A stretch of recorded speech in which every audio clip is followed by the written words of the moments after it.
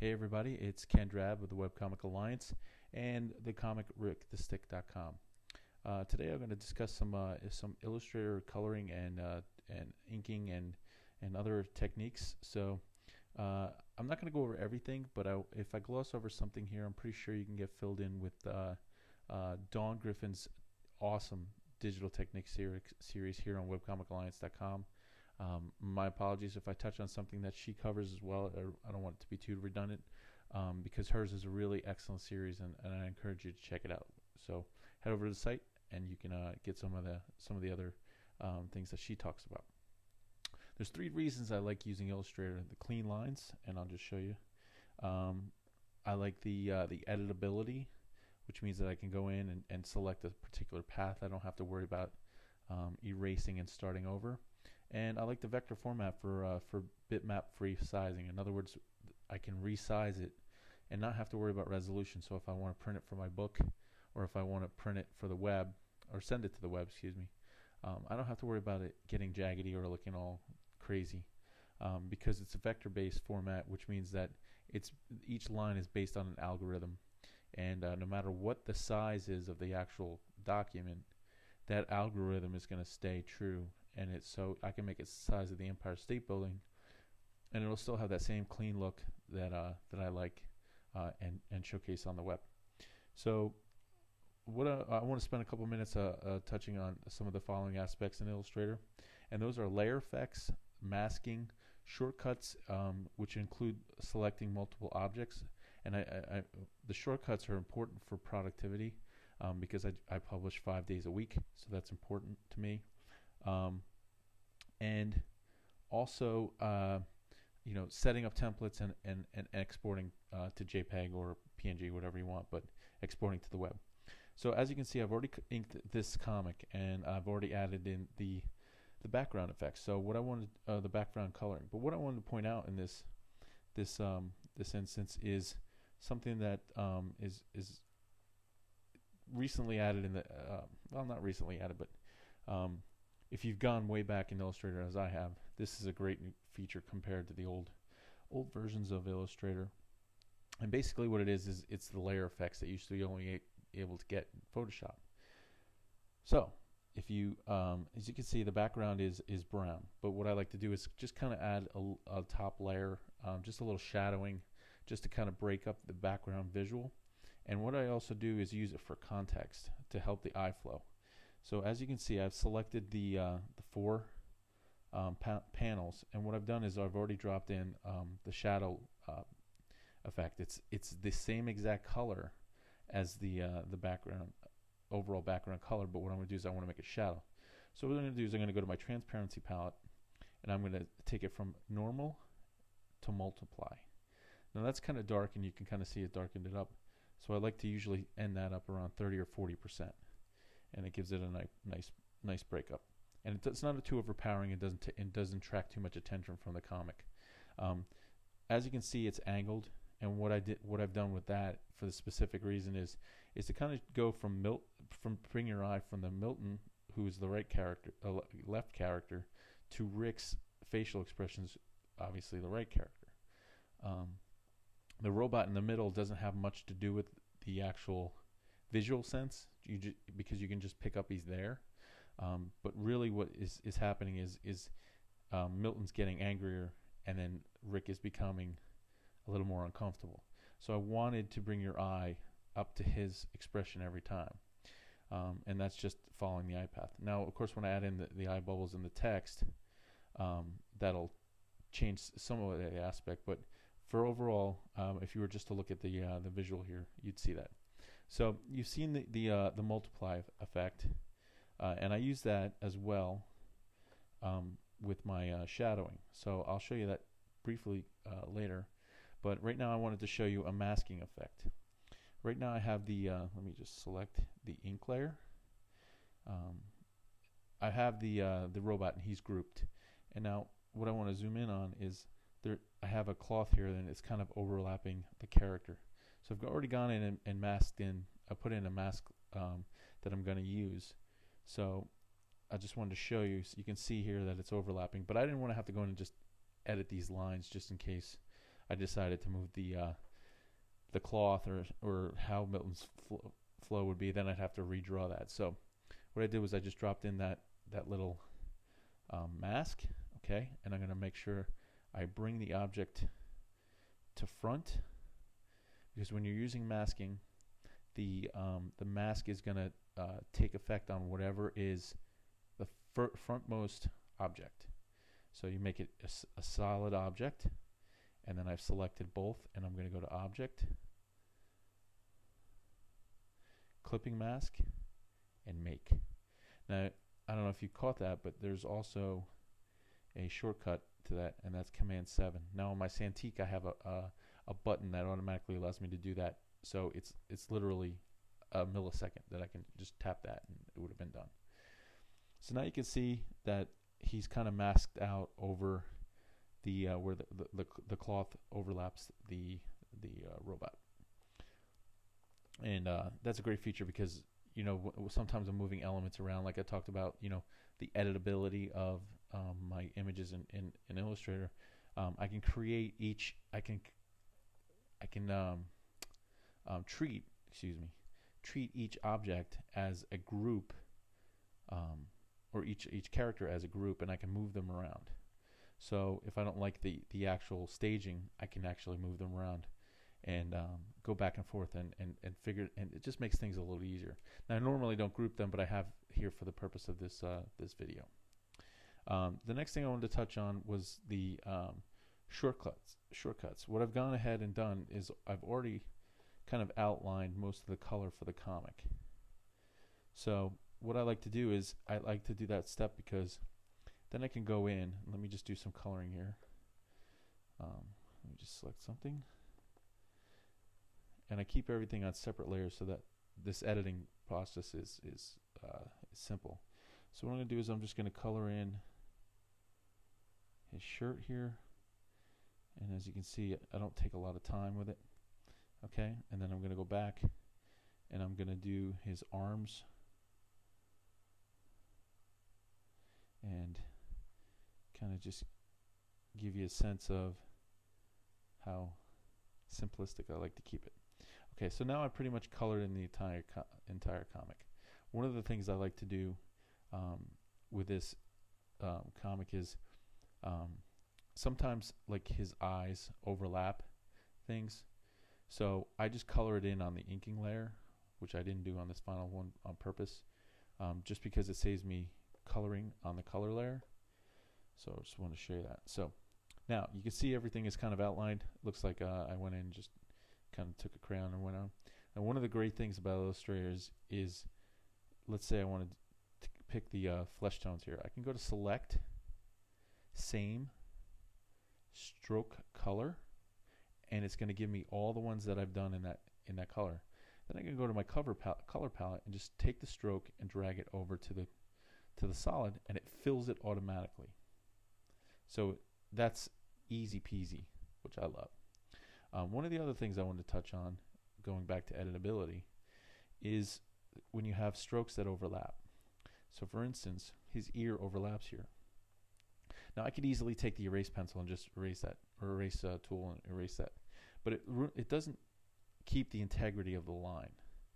So I'm never really happy with that, and so what I've done is I've learned that I can use the scissors tool and just kind of pop on there and delete, and it makes things a lot easier. So, and it keeps the integrity of the line, which is the most important thing. So where I have overlapping, I can kind of go in and just crop it out, cut it out, sorry, so to speak. Now one of the things I have here is I have a problem because I have an overlap of a solid. Now I used the black fill on the ink line to color in his mouth, which I normally do. So what I'm going to do is, since I have that problem here, I'm going to leave that blank and quickly just knock that out, and then I'll color it in the color layer, which you'll see again is easy peasy. Oops. Now I mess around with the fidelity of the brush stroke. When I'm coloring, I use a less fidelity so I can get my lines. And here you can see I can do some quick editing with my strokes because of the flexibility of Illustrator. So if I mess up and I don't get a fill exactly where I want it, I can just fix it with the pen tool, and I don't have to go back and mess around with the colors or erase things. So there you go, there you have it. That's the coloring aspect. And what I'm going to do is real quick is I'm going to do the same thing for the hair. And one of the neat things I wanted to show you about this is that I can go back to this to the object tool, arrange, and send it back. And now all of that is behind the skin tones. So I kind of have the skin tones to the forefront, and then everything else in the back. So I'm going to do that with the some of the other colors, and I have it set up as keyboard shortcuts, so I can just do that, and you can see it's pretty easy. And here I need to edit his hips here. Go back to the pen select. Okay. So I'm just going to finish up here really quick. As you can see, it's really taking no time at all once you get the hang of it.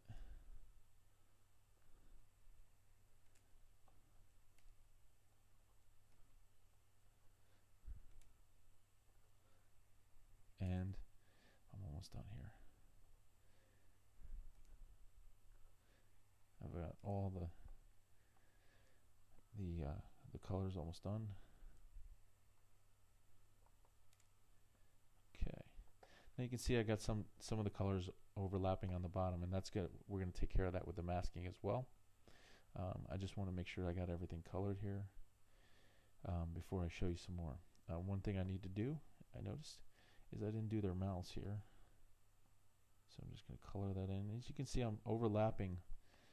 It shows my overlap on as I'm drawing it, but since it's behind the ink layer, it really doesn't show up, so that's convenient. Alright, so I think I have everything, and oh, I missed. I'm always kind of catching the last minute things. Let me just get this guy here. Alright. One of the things I noticed is that I have an overlap here, so I gotta go into the ink letter. I'm just going to take this guy out there. All right, so now you can see that's hopefully quick enough. We're not taking too much time. The next thing I wanted to show you was you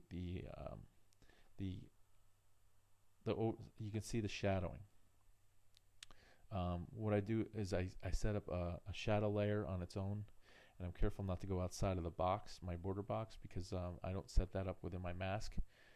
Because when you have an effect, such as multiply or anything, it doesn't, when you mask layers, it loses its opacity. Now, one of the great things about this layer is I set the entire layer to multiply. So what that means is if I have two light colors, so let me just select here real quick. If I have two light colors, I'm just going to draw a box and another box. Now they're both set to multiply, so if I overlap them, you don't notice it, which is great for when you're doing, coloring in. You don't have to be careful not to hit another stroke. But if I do that on another layer, let's do it on the background layer, and I have these two objects. Now you can see they're not set to multiply yet. But if I set them each to multiply, I'll just set it to 50. Okay. Now they're the same color, but when I overlap them, you can see they get darker in the middle, which you would, depending on what your intention is, could be convenient or it could be a hassle. So I set the entire layer to mask by clicking on the little dot to the right of the layer, and that allows you to select everything on the layer. So let's actually do that. So if I select that, you can see now everything is selected. Okay, and then I set the entire layer to multiply. I give it an 80% value, so there's some opacity there, and then that's the shadows. So one of the other things I wanted to show you was the masking again. So what I do is I have two layers, one layer for the board, which is the top border, and a layer behind it, which is essentially the same size, and that's the mask. Now again, if you recall, I said that the topmost layer, object is the mask. So I have a box set up, and I can just quickly highlight it, and then I'm going to use my keyboard shortcut, which would also be under Object, Clipping Path, and Make. So I've just made a mask of that, and you can kind of see now that I'm just going to bing, presto changeo, like magic. It's all done. So we've colored the entire comic in just a couple minutes using some of the techniques. One of the great things about Illustrator, in addition to what I've just shown you, is your ability to set up your own swatch palettes or brush palettes, anything you like. And the easy way to do that is if you go to your swatch palette, you can open a swatch library and then pick a file using other library. So if I wanted to use my colors from yesterday's comic, which is right here, which is the one that was actually today's comic, I'm sorry.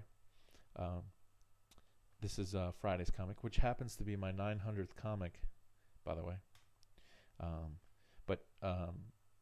So if I wanted to import some of these colors that I used in this, I could go right to the swatch palette, click on the options tab, go to Open Swatch Library, Other Library, and then it'll just pull up the dialog box. And then I can just go in and select the thing, the file I wanted to use, and then you can see here all the colors are in there. The same with your brushes. If I wanted to use a different brush set than I do, I can, typically just import this in the same manner.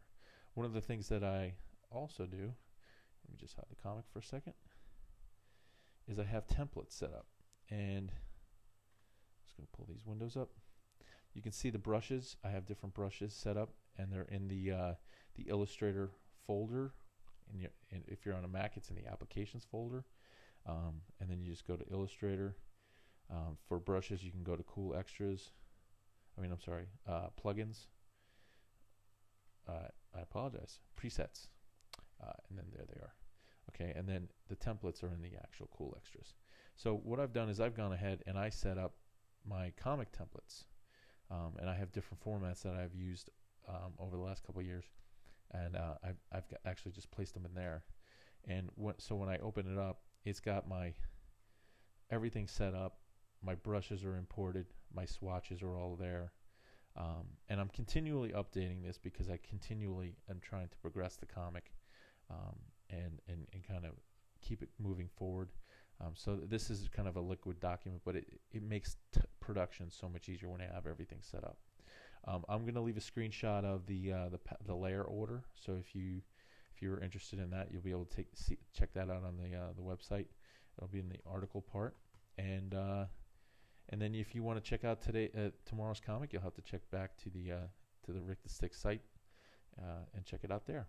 And I appreciate your time, and hopefully this helps. Leave some comments in the comment section, and hope you like it. If not, then wait till Antoine's articles, and maybe they'll be better. I don't know what to tell you. Anyway, talk to you soon, and I'm out.